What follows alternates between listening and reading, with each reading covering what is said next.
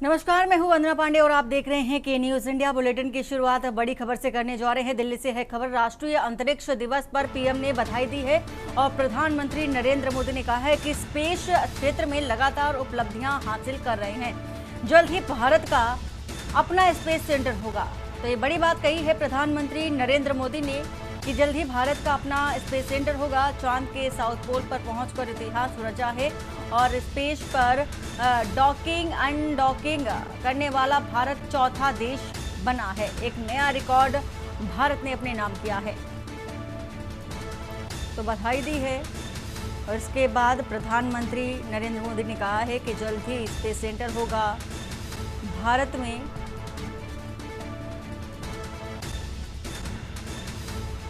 तो चांद के साउथ पोल पर पहुंचकर भारत ने इतिहास रचा है।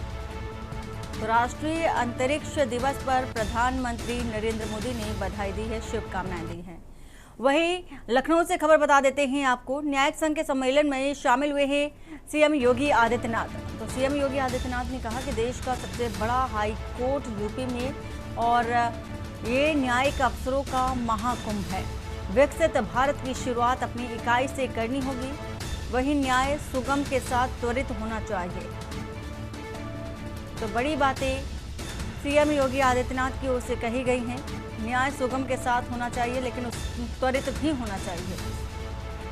तो न्यायिक संघ के सम्मेलन में सीएम योगी आदित्यनाथ शामिल हुए और बड़ी बातें कही। देश का सबसे बड़ा हाईकोर्ट यूपी और ये न्यायिक अफसरों का महाकुंभ है।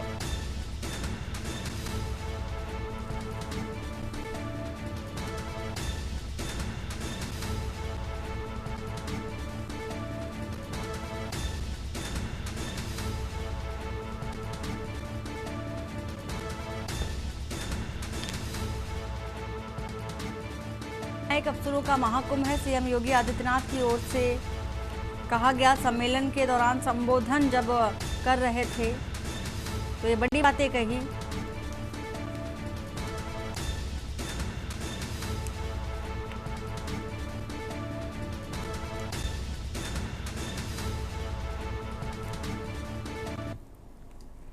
रायपुर से खबर बता देते हैं। सीएम साय और डिप्टी सीएम ने साझा किया है वीडियो।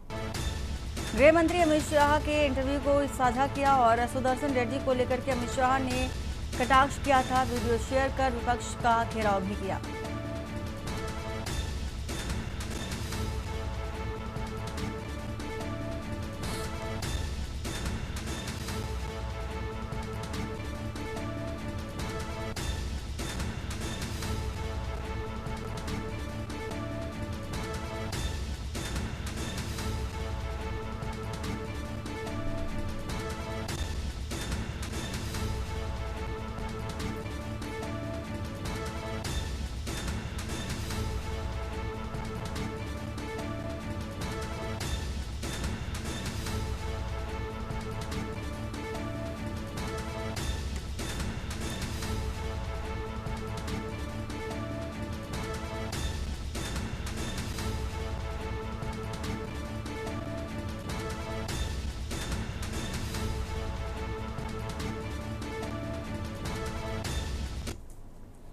दिल्ली से खबर बताने जा रहे हैं आपको। सीएम धामी के दिल्ली दौरे का तीसरा दिन है आज। दिल्ली दौरे पर हैं मुख्यमंत्री पुष्कर सिंह धामी और कल केंद्रीय मंत्री मनोहर लाल खट्टर से मिले थे और कई वरिष्ठ नेताओं से भी मुलाकात की थी।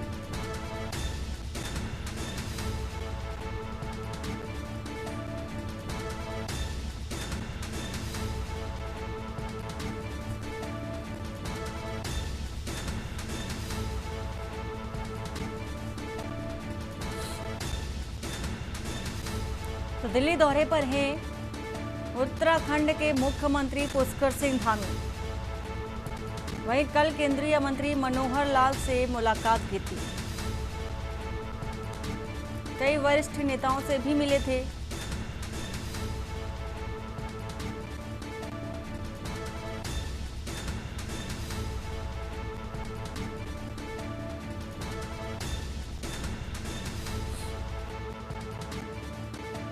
मंत्री से मुलाकात हुई थी, मनोहर लाल से मिले थे पुष्कर सिंह धामी।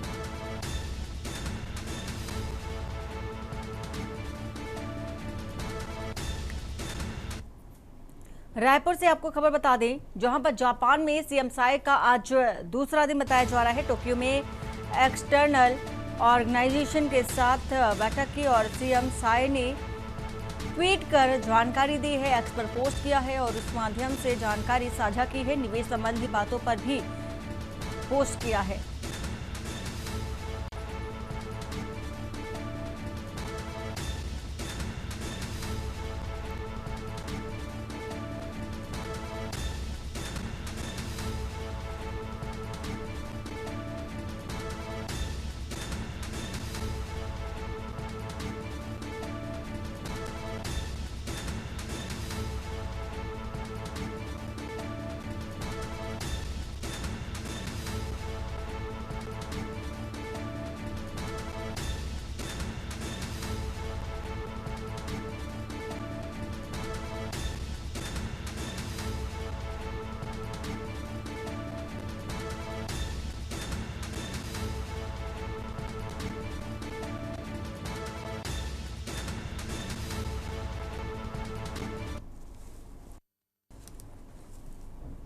और बुलंदशहर से खबर बताने जा रहे हैं। दुकानदार पर तमंचे की बट से हमला किया गया है। दुकान के आगे झगड़ रहे लोगों को रोकने पर हमला किया गया। आरोपियों ने हथियार के बल पर की दुकानदार के साथ पिटाई। लोगों ने एक आरोपी को तमंचे के साथ पकड़कर पुलिस को सौंप दिया है और एक अन्य आरोपी घटनास्थल से थोड़ी दूर से गिरफ्तार भी हुआ। तमंचों के साथ आरोपी को पकड़ने का वीडियो सामने आया। दुकान के आगे किसी और की पिटाई कर रहे थे। दबंग झगड़ा करने से रोकने पर किराना दुकान संचालक के साथ पिटाई की। थाना सिकंदराबाद कोतवाली क्षेत्र का मामला।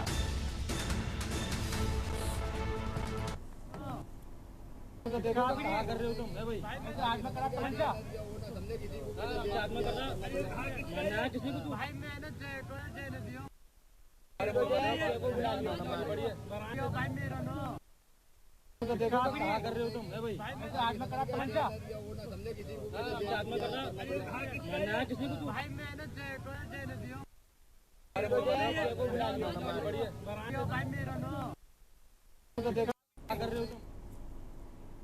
और उन्नाव से खबर आपको बता देते हैं। उन्नाव से खबर, बाढ़ प्रभावित परिवारों को प्रशासन की राहत मिली है और सई नदी का जलस्तर बढ़ने आवागमन बाधित।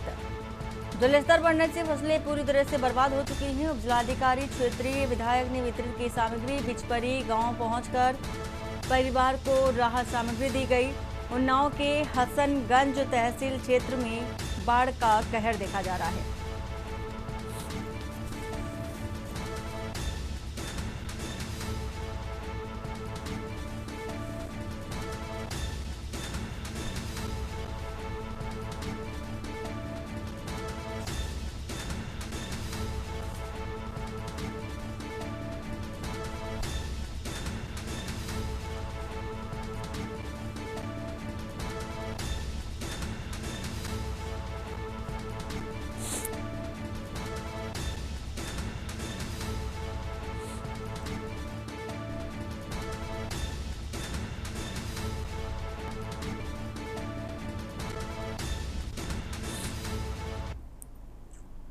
लखनऊ से आपको ये खबर बताने जा रहे हैं। जलकल विभाग के कर्मचारियों को लोगों ने घेरा।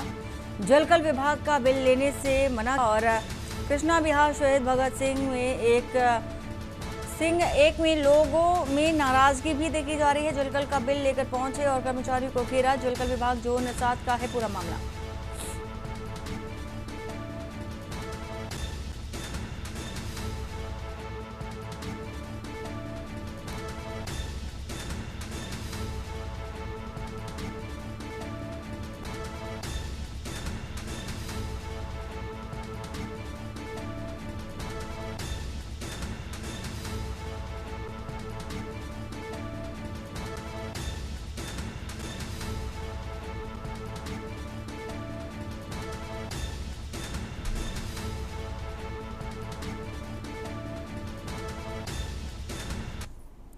दिल्ली से खबर, संसद भवन के पास पकड़ा संदिग्ध शख्स। सीआईएसएफ ने पकड़ा संदिग्ध शख्स और संसद भवन के पास दूसरे दिन दिखा संदिग्ध व्यक्ति और सीआईएसएफ की पूछताछ फिलहाल जारी है।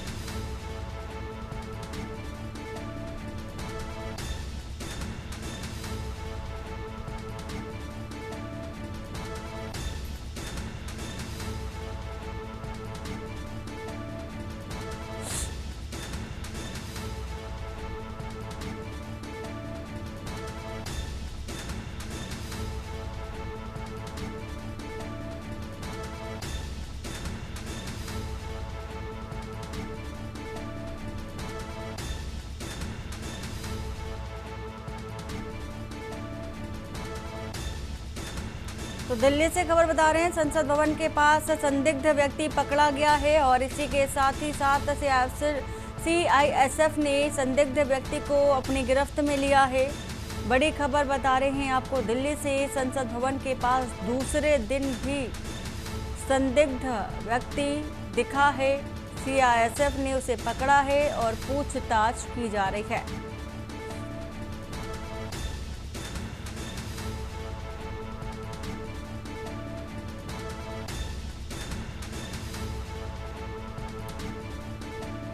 और विशेष संवाददाता अखिलेश हमारे साथ इसी खबर पर है। अखिलेश, संदिग्ध व्यक्ति को पकड़ा गया है और इसी के साथ ही पूछताछ की जा रही है सीआईएसएफ की ओर से। कौन था ये व्यक्ति और अभी तक पूछताछ में क्या कुछ निकल कर आया है सामने?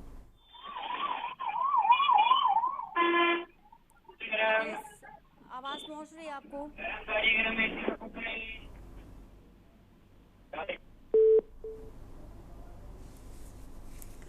अखिलेश, आपको आवाज पहुंच रही? फिलहाल दिल्ली से आपको ये खबर बता रहे थे।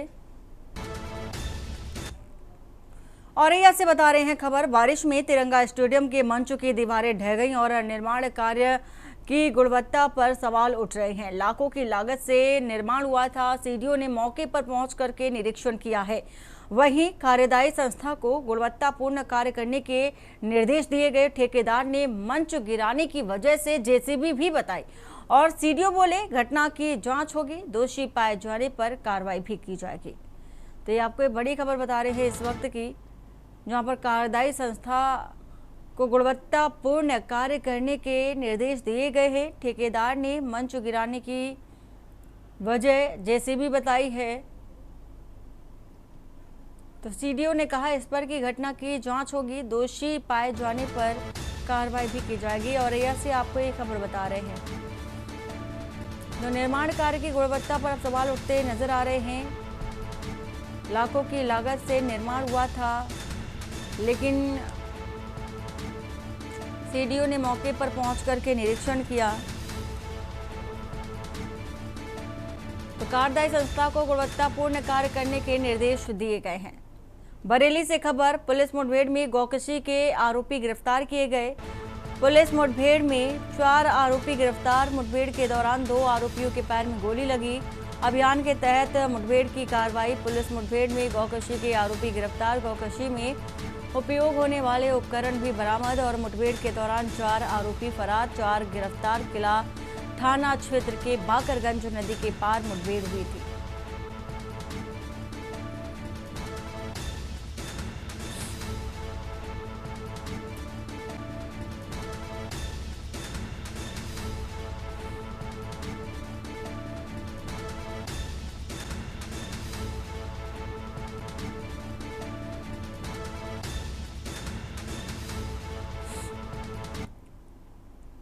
हमीरपुर से आ रही है खबर, गोवंश से टकराया बाइक सवार। हादसे में गोवंश की मौत। डायल 112 ने युवक को अस्पताल में भर्ती कराया। बीते दिनों सड़क हादसे में 4 गोवंशों की मौत हुई थी। आवारा गोवंश मिलने पर सख्त कार्रवाई होगी, जिलाधिकारी का कहना है और जनपद के मुस्कुरा विकासखंड का पूरा मामला है।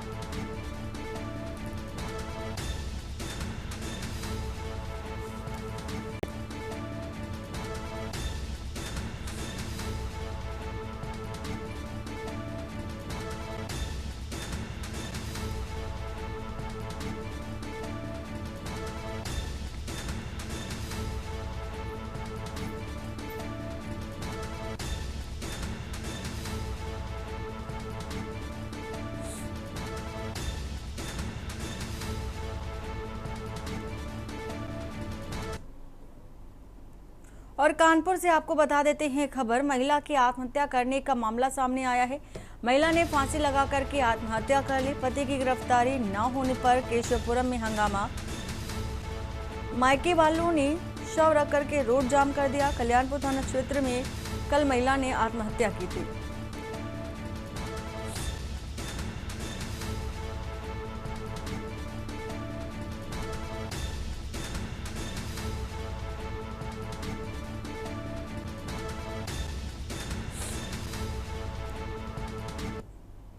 रायबरेली से खबर बताने जा रहे हैं। बिजली विभाग के विरोध में ग्रामीणों ने बिजली विभाग अधिकारियों पर आरोप भी लगाए हैं। खेतों के पास लटक रहे बिजली के तार, कभी भी हो सकता है बड़ा हादसा। शिकायत के बाद भी बिजली विभाग ध्यान नहीं दे पा रहे हैं। जिम्मेदारों की अनदेखी किसानों पर भारी पड़ सकती है। विद्युत उपकेंद्र भुए मऊ स्थित गोदवरा गांव का पूरा ये मामला है। ये है कि ये मई से लाइन को टर्नओवर किया गया, इधर से काट के उधर किया गया। तब उसी दिन हमने शिकायत की थी जेई साहब से भी, उनके अन्य कर्मचारियों से, लेकिन हमारी बात कोई नहीं सुनी गई। 3 जून को हमने एप्लीकेशन भी दिया है और उसको रिसीविंग भी कराया है। समस्या हमारी सबसे बड़ी ये है कि ये पोल झुक गया है और तार सब नीचे लटके हुए हैं, किसी भी समय कोई अनहोनी हो सकती है। प्रयागराज से खबर बता देते हैं। प्रयागराज एक्सप्रेस में छेड़खानी का है मामला। जीआरपी के एक सिपाही ने की छेड़खानी। पीड़िता ने रेलवे हेल्पलाइन पर दर्ज कराई शिकायत। जीआरपी का सिपाही हाथ जोड़कर माफी मांग रहा और मुझे माफ कर दो, मेरी नौकरी चली जाएगी। जीआरपी के सिपाही को निलंबित किया गया। खबर आपको बता रहे हैं प्रयागराज से।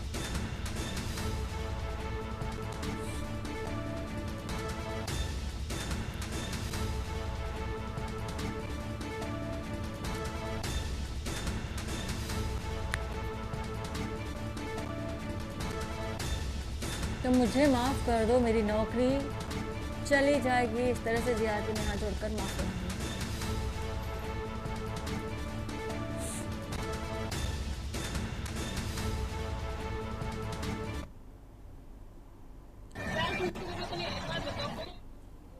कानपुर कमिश्नरेट पुलिस के ऑपरेशन महाकाल से भूमाफियाओं और संगठित अपराधियों में हड़कंप मच गया और पहले चरण में 5 गिरफ्तारी और 154 शिकायतें दर्ज होने के बाद अब इसका दूसरा चरण भी शुरू हो गया है। दक्षिण क्षेत्र से सबसे ज्यादा 47 शिकायतें आई। LIU 20 से 25 आरोपियों की संपत्तियों, प्लॉट, कार और प्रतिष्ठानों की जांच कर रही पुलिस का कहना है कि ऑपरेशन महाकाल का मकसद माफिया, सफेदपोश, गठजोड़ तोड़ना और पीड़ितों को इंसाफ दिलाना है। शिकायतों की जांच DCP स्तर पर कराई जा रही है। पाचू में माफियाओं की प्रॉपर्टी जब्त करने और गैंगस्टर एक्ट जैसी कड़ी कार्रवाई की तैयारी और अब तक कई अधिवक्ता समेत कई आरोपियों को गिरफ्तार किया जा चुका है। Joint police commissioner Ashutosh Kumar के मुताबिक अभी तक किसी बड़े नेता या पुलिसकर्मी पर गंभीर आरोप सामने नहीं आए हैं। हालांकि लगातार शिकायतें मिल रही हैं।